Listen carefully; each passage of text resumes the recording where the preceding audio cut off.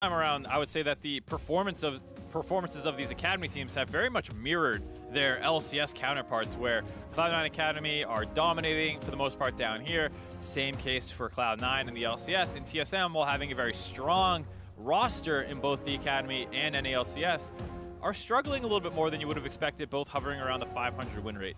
Well, let's see how they can play it out here today. Jumping into Champion Select, Vladimir and Galio banned out by C9, targeting towards that mid lane to start things off for us, while it's Gangplank and Alistair banned out by TSM. The respect ban going at Zeyzal. I'm surprised you haven't seen some of that in the LCS as well with Smoothie. I don't know what it is in the C9 household. Man. Yeah, something's in the water. Something's in the water over there that just makes you a beast at Alistar, giving him a lot of milk or something. I don't know. Just a lot of milk in the fridge, man. Yep. Strong bones.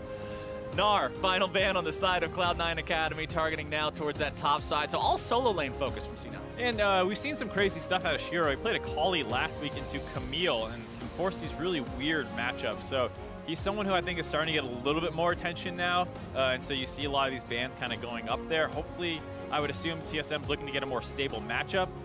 So they're not getting those kind of crazy things. But we'll have to see, because during the course of these bans, that leaves up Zoe. All right, Zoe is actually going to make it through this time, because the final ban from TSM is Rise. We saw him banned away last game, see him banned away again this game, and behold my surprise, Mark. She's open and she's first picked. Zoe, wow. Over to Cloud9. Wow. So Golden Glue has shown that he's pretty proficient on Rise and Azir. Not as much on Zoe, so I can kind of see why they would leave this one up, but it's always a dangerous game to play. So we'll have to see if Golden Glue is going to be able to go out there, hit all those crazy sleepy bubbles from through walls and all this crazy stuff. Or, as we've seen some players really struggle with those kind of elements. And the paddle stars, you don't see them min-maxing the distance quite right. Picked up first side on TSM Academy, Skarner. I was trying to talk for these guys. Nope, I'm not going to not notice it, Mark. This is going to be talked about no matter what. And I hope, one, because I like to see Skarner kill Zoe, and two, just because it's a funny interaction. With Zoe ults forward and Skarner grabs her, she will actually go back to her starting point while still in the tail, and it makes this goofy slingshot with the crystal net. I really hope we get to show that off today, but Ezreal will be the second pick for TSM Academy. C9 responding with Camille and Sejuani for themselves. That's an interesting force there by C9 Academy, grabbing the Sejuani and then the Camille. Makes it so TSM can only grab one of their solo laners, and the other person's likely going to get double banned here. So they grab the Azir, great champion for Blaze Olive, so he's going to get that one, but it puts extra pressure on Brandini now, because he's going to have to play against Camille, and you might see a couple bans come in to try and protect that pick.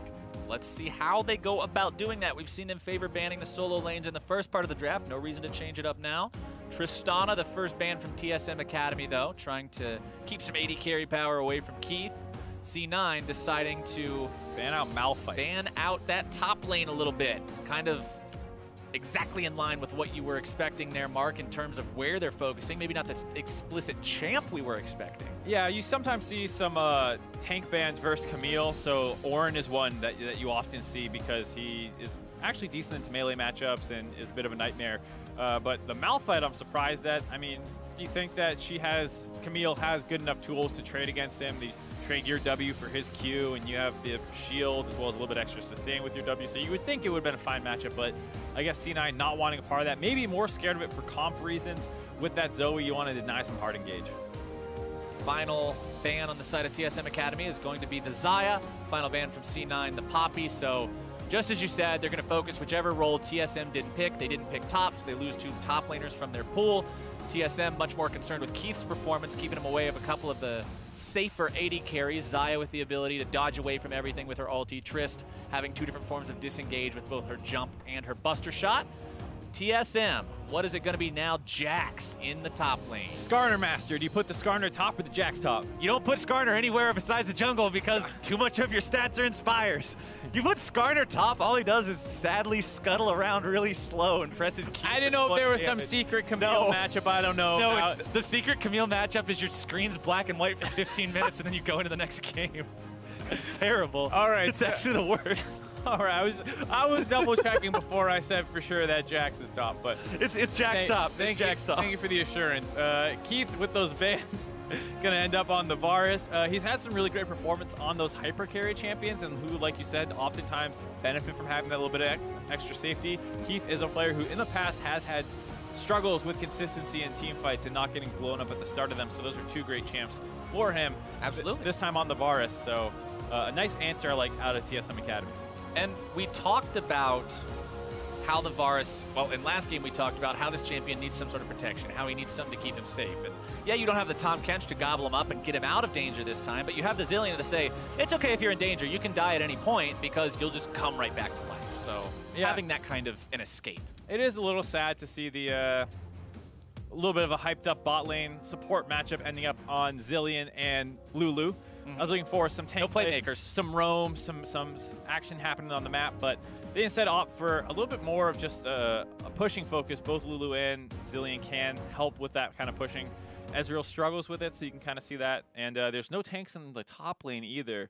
So you can expect it to be a bloody game, Mark. If your vocal cords aren't warmed up by game 1, you'll have another chance here in game 2, Captain Flowers. After we fought for 3 minutes straight in game 1, I'm pretty sure that was a solid warm-up for us there. So if game 2 is half as bloody as game number 1, it's going to be a good time as we load into Summoner's Rift for the second time today. We are going to get to watch Skarner pick in the jungle, the Camille versus Jax, Bruiser versus Bruiser.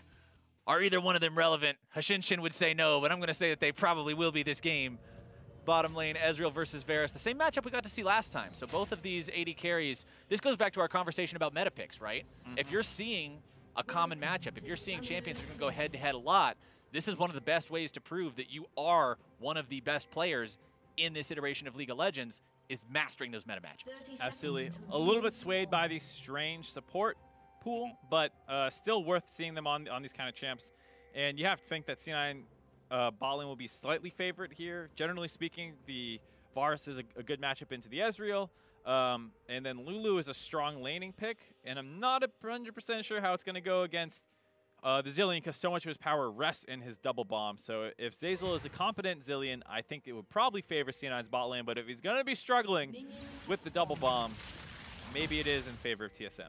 Well, like you said, Zeyzal's been the guy that always ends up in the conversation of fans saying, when's this guy going to the LCS, man? When are we going to see this guy moved up to the next level of competition? People are hype about Zeyzal because the man has been playing so well so far. So if he starts chucking bombs randomly into the woods, I'm going to be surprised. Yeah, that would be a bit of a come down for him if that was the case. And he's a player that's been impressing for a little while now.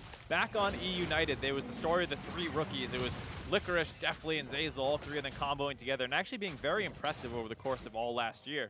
And then Deftly and Licorice end up in the LCS this split, no surprise. But Zeyzal finds himself the odd man out, despite being one of the more impressive of the trio of rookies. I think a lot of people felt like maybe Licorice was the most obvious because top lane's a little bit easier to shine, but people were probably impressed with Zeyzal more than Deftly in that bot lane. And yet, did not find his well in an LCS team and gets another split in Academy and is kind of dumpstering it. Well, that's exactly what we were talking about in game number 1, right? This is your chance to not just show that you work well on a team, but let that individuality shine. Let your ability as a specific player stand out among everybody else around you. Academy isn't designed for fortune and fame and glory. This is a chance for up-and-coming talent to prove themselves and work their way towards those bigger stages where you compete for the fortune, the fame, and the glory. And Zeyzal's been making a good case for himself here so far. Brandini and Shiro getting into it early on here. 1 versus 1 at level 2, but it's not going to stay a fair fight for long. Brandini tries to get himself away. Wiggly continues after him, but a little bit of a miscommunication between him and his top laner. Shiro goes back and hits minions. So it will be flash for flash, but that's about all. Yeah, felt like C9 could have got that flash for free, and if both double flash right away, they get the kill. But if only one does, there's not quite enough damage. So like you said, miscommunication there. And I gotta say, I understand where Shiro's coming from. You can get the flash for free. One thing I want to comment on, because he's going towards it right now, Grig was moving towards that Skarner Spire in the enemy jungle. If your opponent pays attention, despite if they have any vision or anything near the spire, as soon as you capture it, they will see it on their minimap. So Grig always has to be careful when capturing these spires if he invades, because he may get found out. That will give his positioning away. Skarner always has to be aware of that. Oftentimes it's a better decision not to take it. And there, Wiggly though, whoa, absolutely deleted the stun duration. Ever since they buffed that from 1 second to 1.5, that's what really put Skarner on the map, allowed him to start seeing play. and I don't know what Zeyzal was thinking there. You see the Sleepy Bubble come through the wall, incapacitate Greg, put him to sleep for a little bit, and then Zeyzal just throws one of those little, I don't know what they are, screws? The cog. The cog, yeah, he throws a cog at him, wakes him up, and gets his jungler killed. So a bit of a miscommunication there by Zeyzal early on. So there you see the sleep, gets put down, and then right away, Zeyzal wakes him up. Doesn't wait for the rest of his team to collapse, get in a closer position. Wiggly has a nice Q to try and get away, but it is interrupted by Greg, who flashed. Greg had a nice flash to stop that. It was a very heads-up play by him, and then he gets to proc his own stun as well. So good first blood communication there off of a slight Cloud9 mistake. And if you're Greg, you know that Wiggly flashed topside because your top laner's telling you, okay, he flashed. So the only way out's the Arctic Assault. I really like the heads-up play from Greg there, being the guy to just flash ahead of time, because one thing that you're also seeing every game from these Skarner players, Summoner Spellbook. So your flash is on less of a cooldown than everybody else's flash. It's always okay to use it. Very good point, and off of that, big CS lead coming in for Greg as well. Stole away the rest of that bot side, or the Raptor camp, excuse me. So he's pretty well off early on. Looks like he's making his way up to the top side, wants to influence this matchup now that Shiro has a small advantage. Brandini down to about half HP. If Shiro goes in, Grig's right there. Uh-oh. Shiro sees it and is like, nope, nope, nope, nope, nope, nope. Skarner Fracture doesn't quite find its way onto Shiro. Barely misses him. But Grig just being there helped Brandini out a lot. You gotta think he could have played that one a little bit slower. He started making his way into laning phase. Shiro is clearly winning right now, and the wave was pushing towards him, so I thought he was gonna sneak up to the furthest back brush there and just wait. But for some reason, he kind of hovered around the laning phase, didn't feel like he wanted to commit to that. He has camps up on the top side and wanted to farm, I guess, and missed out on a kill opportunity there as a result.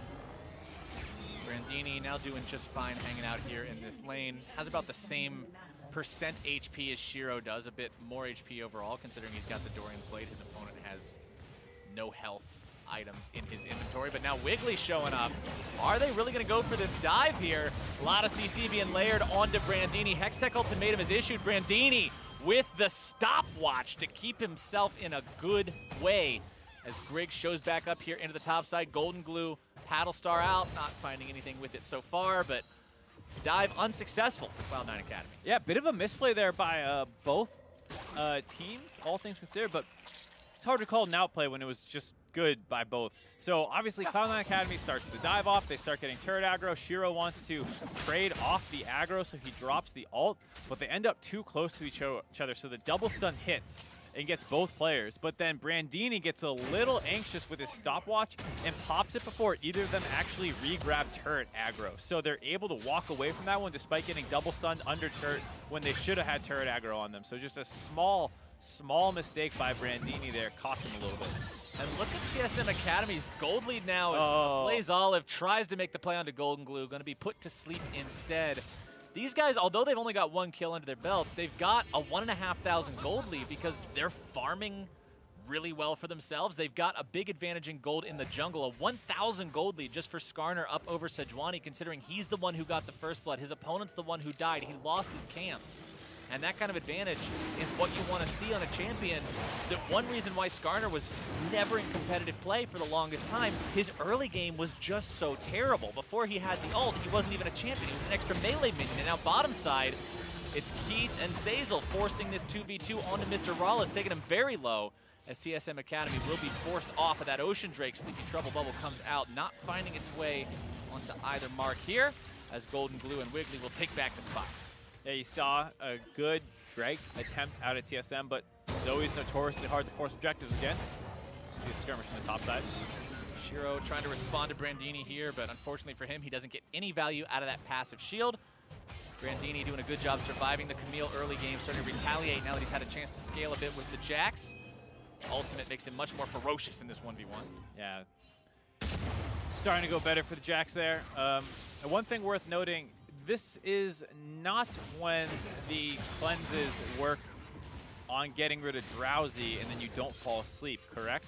Correct. I believe those changes are still not in the game. Okay, I wasn't quite sure if they were or not. 'Cause it did look like an early cleanse by a Blaze Olive there, and then he fell asleep for a split second, and that's why he couldn't get the shuffle off. But then I remembered that patch change, and I wasn't sure if that was live yet or not. Right, I don't believe that that's available in this patch. Zazel and Keith. We were talking about how Zazel needed to be accurate with those bombs to survive in this lane, but right now Keith on the back foot heal used by Keith to keep himself safe and alive as the Ignite comes down from Shady there. So one summoner for one summoner. They have to get themselves out. Grig again in enemy territory, looking to maybe get something done here. Does have the flash ult available, a massive tool for Skarner. The difference between normal Skarner ult and flash ult, very noticeable.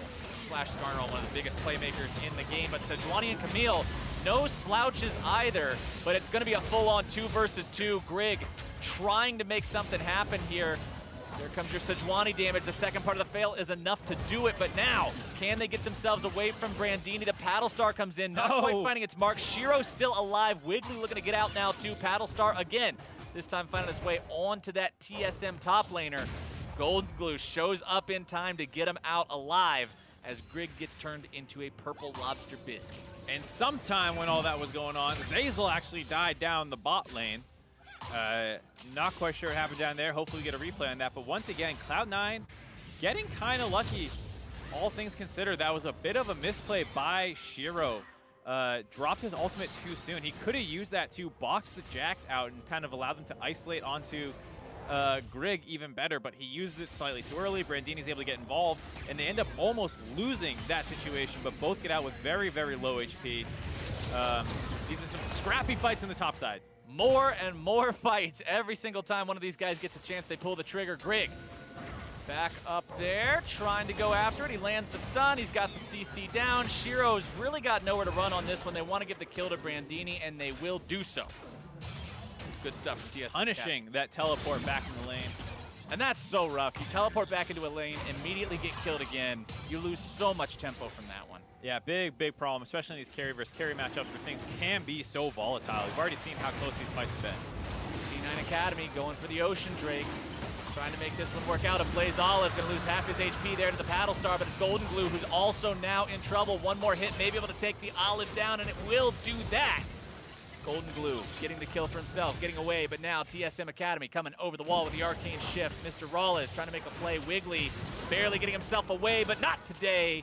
Mr. Rawlez picks up a kill. Now going forward, looking for even more damage. Grig coming around the backside. Does have the ulti, doesn't have the flash.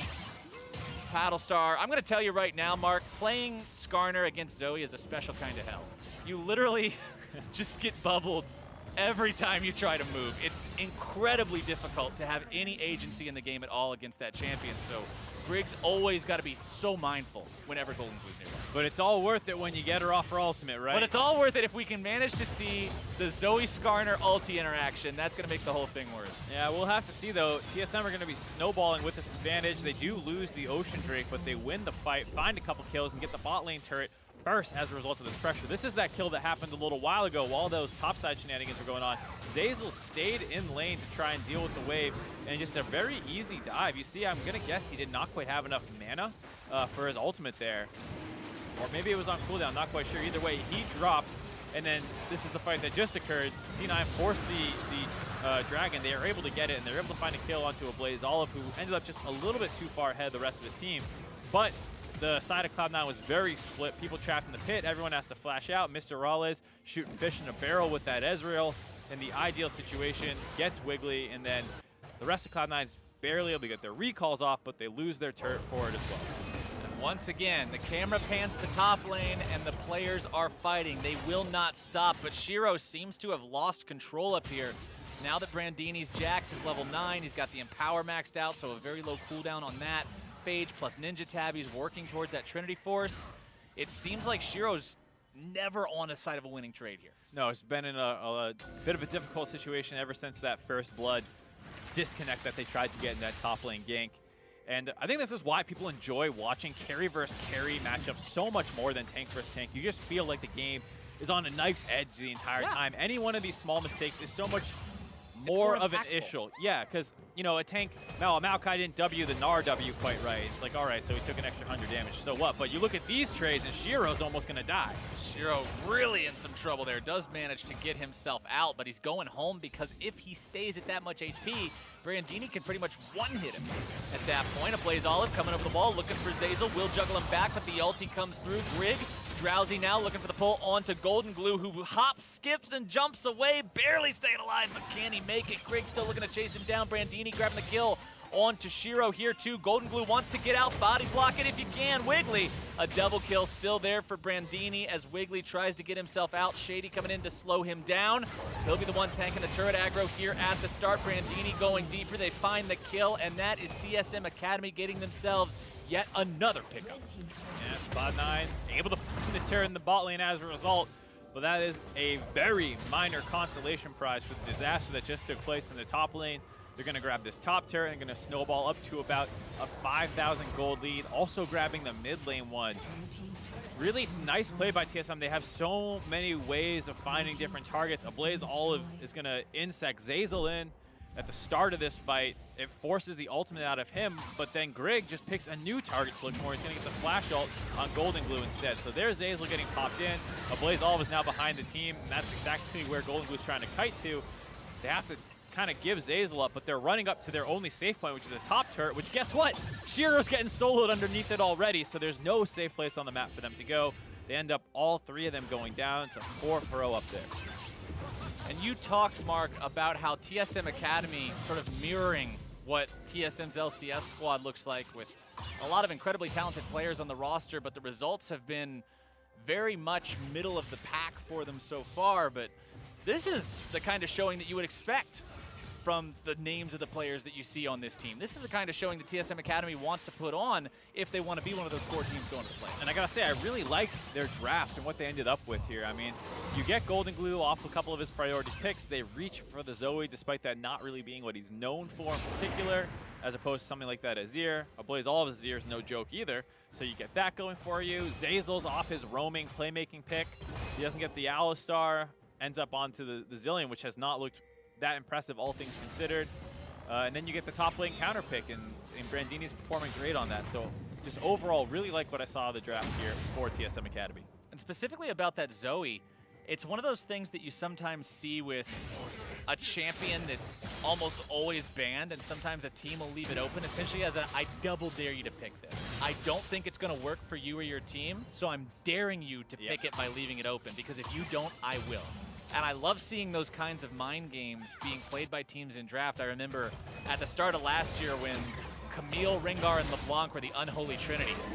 That would happen sometimes, but now Brandini putting himself in a real dangerous spot, trying to escape now from what has become a 4 versus 1. He's already drowsy. He's gonna take a hell of a nap. Shut down by Shiro. That's gonna be some money in his pocket. Really needed it too. Down 40 CS, down 3 kills.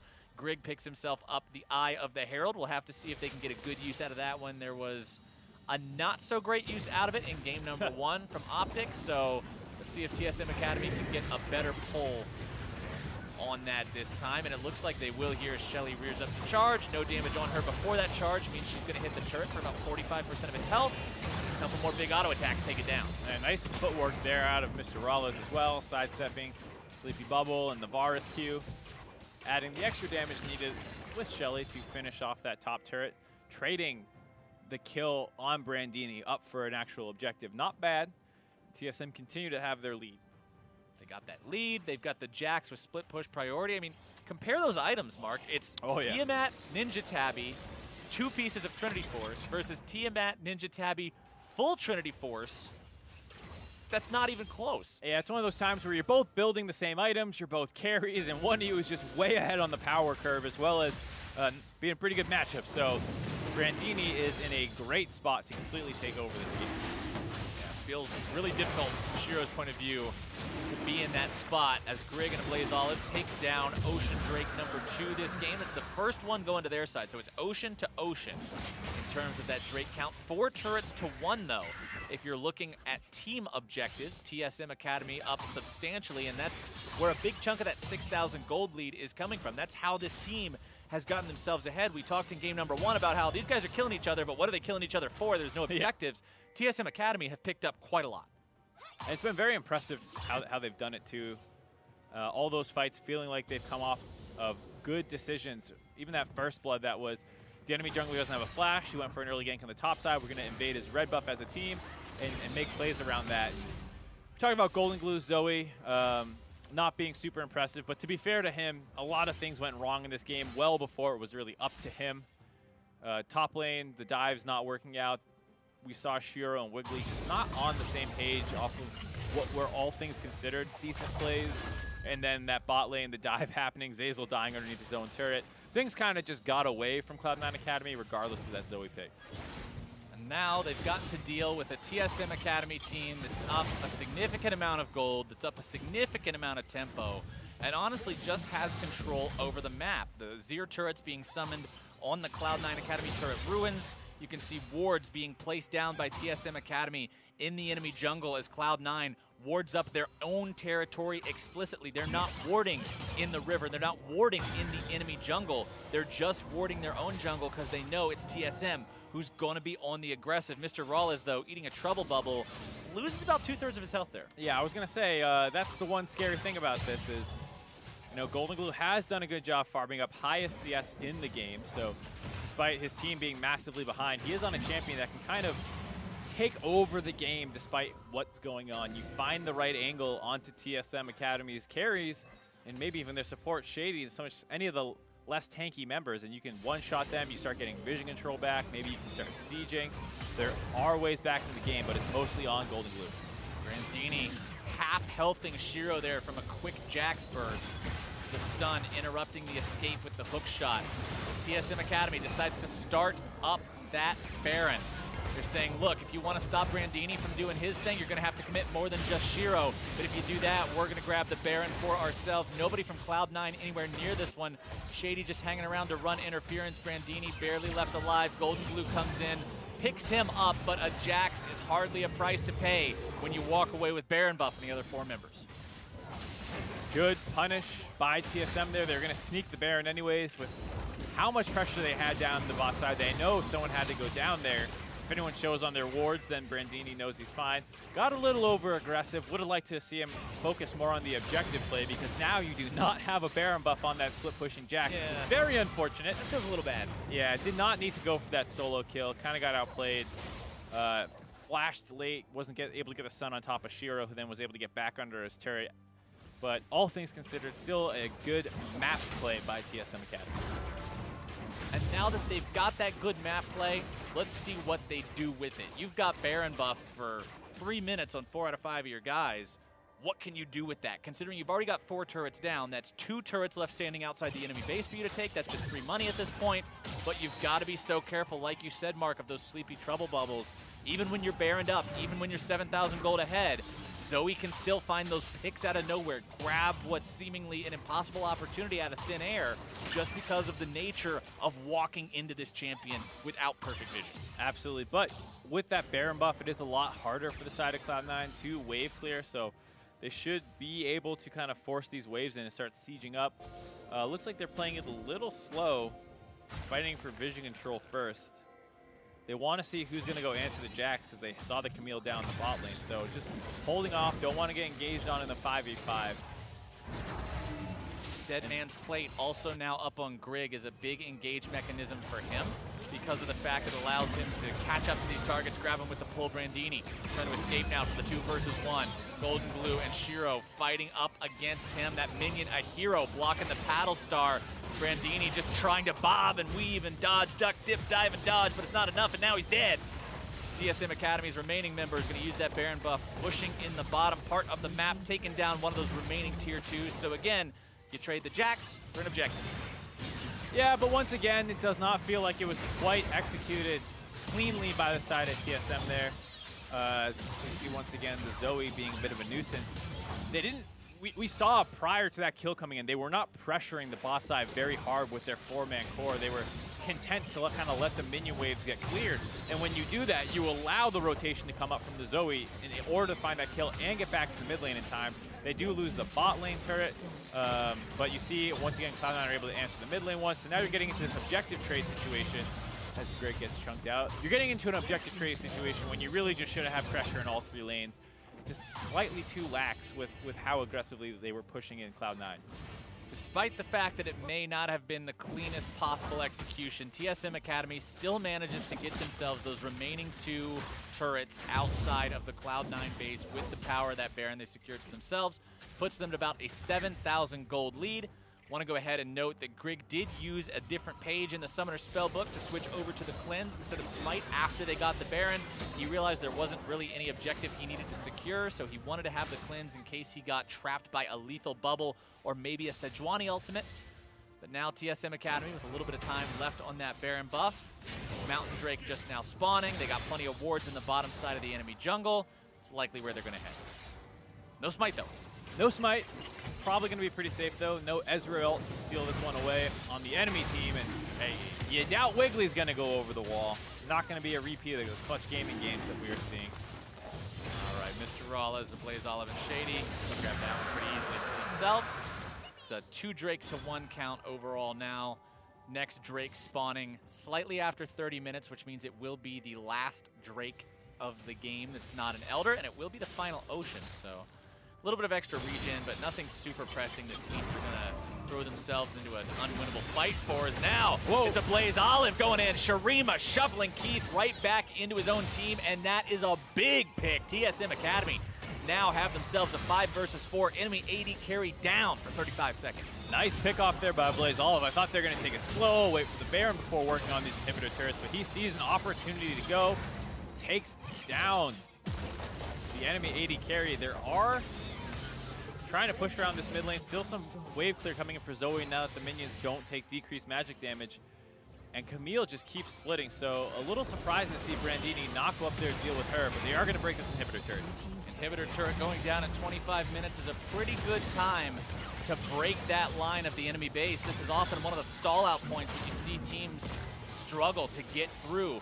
TSM Academy knocking that turret down means now they have an open objective down to 1/4 HP. Mr. Rawlez not quite going to be caught out by that ulti thanks to the Mikhail's Crucible from his support. Couple more hits onto this inhib. TSM Academy really want it. They're willing to commit for this and they'll grab it. Skarner goes to sleep, loses about half his HP. They're going to be rooted up, gets himself back away thanks to the Cleanse. There's that Summoner Spellbook we talked about earlier coming up pretty big. Drowsy onto the Azir, but he does get himself away in time, buffering that out before the sleep actually hits. TSM Academy get themselves away. Yeah, Golden Glue finding a lot of bubbles here. Found one onto Mr. Rawlez, but it used his ult to find it, so he could not get in the range again to get the Paddle Star down. Chunks out Greg, finds another one to a Blaze Olive. He's playing pretty well, all things considered, and you can see why teams give Zoe so much respect here, but the rest of the team just too far behind to really follow up on the chunk outs in the CC. If they're a little bit closer in gold, maybe then Wiggly can really go in, but not quite able to do so. The Cleanse by Grig after getting chunked out keeps him safe from Keith's ultimate.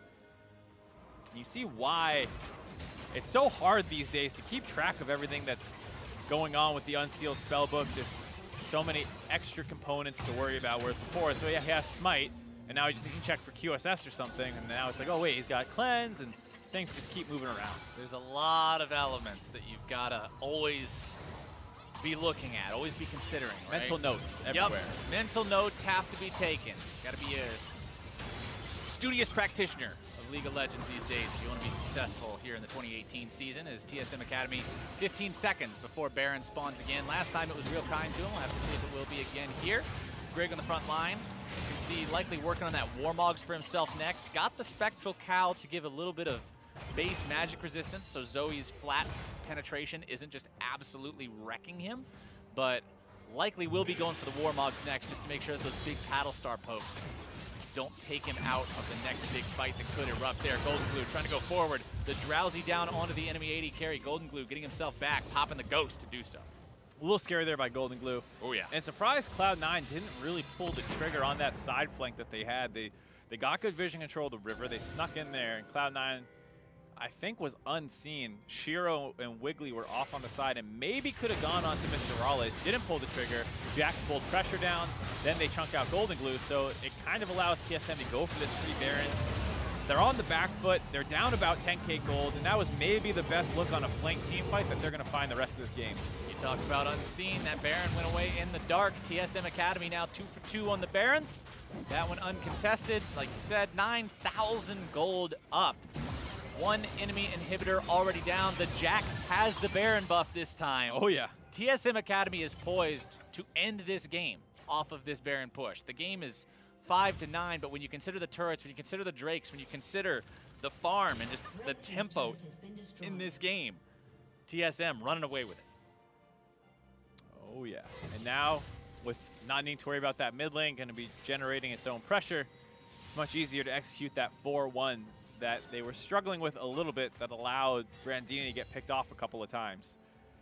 Then moving down to that bot lane, Brandini grabs the red buff for himself as well before he moves up to that top lane. He's got the GA as well. A little surprised to see that one, given that the times that he's been killed, it hasn't been like, oh man, if I was alive for another 3 seconds. 3 seconds, yeah, my team backs me up. So maybe not quite the best choice given how the game has been playing out, but if he does have to get into a team fight, it can be pretty nice for Jax to be able to go in there and be a little braver. And maybe he's planning on the next big team fight being the last fight in the game, do a 5v5 in the enemy base over one of these remaining inhibitors. Have to see if it all plays out that way. TSM Academy setting up shop here in the bottom lane with that 4-man core. Brandini pushing up the top side, staying in range to keep those melee minions enchanted, making a real pain in the butt to clear those away for Shiro. As the rest of TSM Academy is putting those little chips of damage into that inhibitor turret itself. Blaze Olive has the Banshee's Veil, so he can't just be randomly hit with a Sleepy Trouble bubble and get himself into some Sleepy Trouble. Cloud9 will be looking to pop that one if they can, but it's going to be easier said than done. The push continues. The next wave is here. Grigg frontlining for his team, blocking the damage from this poke. Absorbs plenty of it for himself. The Drowsy down onto the Azira. Blaze Olive going to be hit with multiple CCs, but it's the pull from Grigg that's going to end up bringing the Sejuani into a spot where he needs that ulti from Zilean. Now with that down, TSM can look to make some real meaningful plays. Brandini brought low, needs one more hit onto the turret, does do it now. Trying to outplay Shiro. There your Guardian Angel's going to proc Shiro, taken nearly down, but close only counts in horseshoes. My friend, we are playing League of Legends. Brandini getting himself back as TSM Academy pushing up that bottom lane. Inhibitor turret number 2 down, inhibitor number 2. That's where we're going to set our sights, says TSM. Get it down below half HP. Inhibitor has respawned in the mid lane. Jax is forced off of the top lane. The pressure only staying bottom now. Brandini gets back. TP is going to be used here in just a moment. One final auto attack from Mr. Rales. Takes down that inhib bottom side. TSM Academy, 1 inhibitor down, 2 inhibitors exposed. The gold lead now hitting that 5-digit mark. Woo! Touch and go there for a second. Brandini lost his GA, but is able to stay alive afterwards, so clearly that investment paid off. Really, really close 1v1. The Camille Q coming through just in time to finish off Brandini. Gets the shield as well to keep her alive. And Camille gets out just barely, so we end up with nobody dying. But TSM did grab that bot lane inhibitor. They also cracked the inhibitor turret in the top side, so reset, take a minute. Probably going to group up as 5 here. Maybe they continue split pushing, but they just need to take those next 2 inhibitors, and then they'll have the double super creep spawning in every lane. It'll be much easier to end this game for them. As Mr. Raleigh, despite, you know, being a little bit on the back foot this game, as Ezreal mostly focusing on shooting Qs out, has done a really good job of getting damage down these turrets. I think that's one of the biggest reasons you see games actually stall out, is the AD carries don't feel super confident walking forward. But Mr. Raleigh showing that he's ready to eat a CC. He's got his Mercurial Scimitar ready to go. He trusts Shady, who also can cleanse some CC off him. So he has these tools to play aggressive, and he's done so, making sure that he's taking these objectives down. People get low, standing right in front of Wiggly to finish off that inhibitor. Very impressive game out of him, though. The scoreline and play in team fights hasn't exactly been eye-popping. The difference between these 2 AD carries, I think, is pretty telling this game, because if you look at the farm, you look at Keith, and it's like, oh man, yeah, he's out farming his opponent by 60s. got a big farm advantage there. But when you look at the contribution to the game, 2-0 and 4 compared to 0-1 and 0, there's 5 kills that Cloud9 Academy have got for themselves. Keith hasn't been a part of any of them. Yeah, but unfortunately here, Brandini got seen on the red buff, stealing that one away. Oh no, Sleepy Trouble gets himself stunned up, but the paddle star still comes in. Brandini gets himself paddled. The Sejuani ulti just making sure of it as Shiro grabs himself a killing spree now. But that means Grig and the boys are up here in the base on that top side, working on inhibitor number 2, I believe, actually. Excuse me, I forgot the mid lane one. It respawned already. 1 inhibitor left to go, Mark. Grig and the boys grabbed the second one, but not going to be able to get much else afterwards. Just kind of a consolation prize for Brandini getting dropped for the 4th time this game. 3rd time in these kind of split push situations. It was nice to see how well TSM Academy played out the early game, but I think it's safe to say that without such a dominant early game, this 4-1 comp that they have would be struggling pretty heavily, all things considered. I mean, this has been about an 8K gold lead for the past 15-ish minutes, ever since they had that huge top lane skirmish that went in their favor. So hasn't really been the cleanest execution out of them after a really nice early game. Right. The gold lead has been huge, but you've got to give it to Cloud9 Academy for, despite the fact that they're still playing from a massive deficit, it hasn't gotten more massive. Yeah, they've lost some objectives to be able to do that. Right. They found pickoffs. They're dealing with the 4-1 as best they can. They often lose something on the flip side of the map when it happens. And they are in a lot of trouble, likely to lose this game, but both teams have some talking points after this game, I would say. Absolutely. TSM Academy, the ones that are getting the better of their opponents right now. Historically, TSM gets the better of all their rivals in rivalry matchups, but TSM now seeing if they can maybe grab the pick here onto that enemy top laner. Zillion ulti comes down, the resurrection goes through, Drowsy on to Grig. Shurima shuffle, Shiro goes down, TSM now looking to grab anything else they can. Keith's already out of there too, it's a 2 for 0. Sleepy Trouble bubble down onto Brandini. Golden Glue not willing to get in range, try to make the paddle star happen. TSM pushing onto that inhibitor in the mid lane. It's 5 versus 3 for the next 30 seconds or so. Wiggly going back, trying to clear out the minions, cut the wave. See if maybe there's some way to stall this push out, but TSM is going to be having none of it today. Mid lane inhibitor under pressure. Top lane wave pushing in. They want to go for the Nexus here. Still 20 seconds on Keith. Yeah, who needs that mid lane? Good play to cut it, but they have the top lane as well. That one also has super creep, so TSM Academy is continuing pushing. Not enough wave clear here on the side of C9 to stop this at all. Game-ending push unless Cloud9 makes some kind of a miracle happen here. Brandini onto the turret, taking that one down. C9 trying to stop it, but Golden Glue falls. They're going to lose everybody else, and that is all she wrote. TSM Academy taking the win over Cloud9. And a huge game for them, taking down what many feel is the top team in all of Academy, and doing so in a very convincing fashion. Kind of match them in their style with the counter pick top lane, getting a very carry focus style in that game, and then really great play on the bot side of the map as well, with Grig having a huge performance on the Skarner pick, your favorite. Yup, Grig managed to have some awesome plays there on the Skarner. He got some good pulls, and we talked about how Zeyzal was this big force as a support that a lot of people were talking about in Academy, and Shady stepped up and was able to go toe-to-toe with him. They got some pressure early on in the bottom lane, like you said. Overall, TSM Academy just played things really well. Yeah, I would love to see a similar attack on the Cloud9 main roster, you know, give counterpick to someone else, make Licorice play a not-so-great matchup, take Smoothie off those roaming powerful supports, and watch what happens. Maybe you get a similar result. Yep, playing together as a team just seemed to work really well for TSM this time around. We got to see 13 minutes into the game, they got a 3 for 0 near Baron, which really helped them set up that situation where they had the lead for so long. Right, and this was such a huge play. Everyone out of bot lane, despite no turrets really being down there, they kind of surprised Cloud9 in that way, who Zeyzal was also roaming. He gets Shurima shuffled back in. Golden Glue out of position. He gets ulted by Grig. And then because Brandini had been doing so well on the top side, he's able to get that solo kill underneath the turret. So Cloud9 thinks they're running to safety, just run into more trouble. That's going to be a 3 for 0. Keith down the bot lane, not really getting much done. Takes a turret for all of this, that's all. And one of your criticisms throughout this game, Mark, was although TSM had a lead, they had themselves in a spot where it looked like they were in control for the majority of the game. It could have been cleaner, right? That was one of our big talking points. Yeah, absolutely. I mean, anytime you have a 4-1-0 Jax who's in this split push situation and you're threatening Baron, probably should not end the game or I don't know if he ended the game, but he went to 4-4-0 at some point as well. So he was starting to get picked off a little bit too much in those side lanes. Yeah, they did really well. There's always room to get better. But right now, to hear more about that victory, I'd like to welcome Ablaze Olive to the broadcast via Skype. Ablaze Olive, good to have you here. Congratulations on the win, buddy. Thank you very much. Glad to be here. So speaking about that win, it was against Cloud9. I think a lot of people were hyping them up as one of the best teams here in Academy. How does it feel to kind of take them down for where they stood in the rankings, as well as the big rivalry kind of between TSM and C9? Yeah, it feels really good to get the win over C9.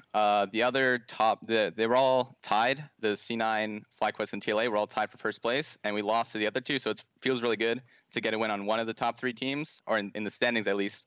And it also feels really good just to beat C9 in game. Feels really amazing.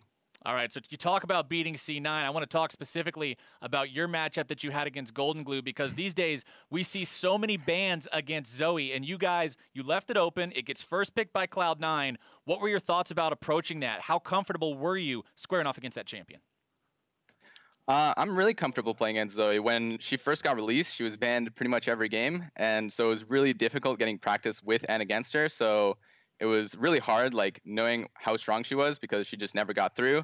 But she's been released for like a month or 2 now, something like that, maybe even longer. I don't really know, but we've had a lot of practice with and against her, and we had a really good strategy going in. So even though he got Zoe, we got Azir, which is pretty even trade in my opinion. So I think we just had a really good strategy going in.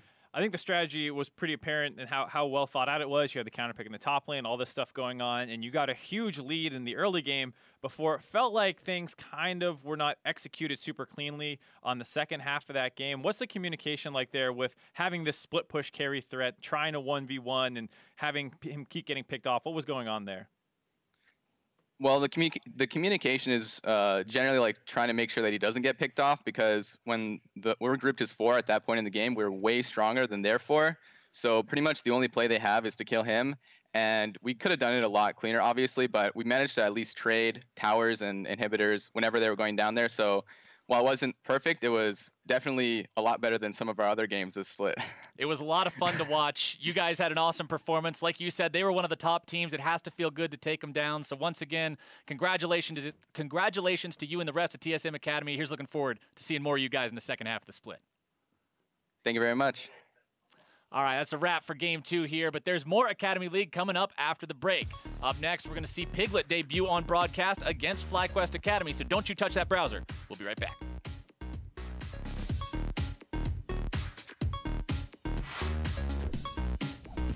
And oftentimes, it's a better decision not to take it. And there, Wiggly, though. Grig trying to make something happen here. Here comes your Sejuani damage. The second part of the fail is enough to do it. Brandini grabbing the kill on to Shiro here too. Golden Glue wants to get out, body block it if you can. Throw themselves into an unwinnable fight for us now. Whoa. It's Ablaze Olive going in. Shurima shuffling Brandini onto the turret, taking that one down. C9 trying to stop it, but Golden Glue falls. They're going to lose everybody else, and that is all she wrote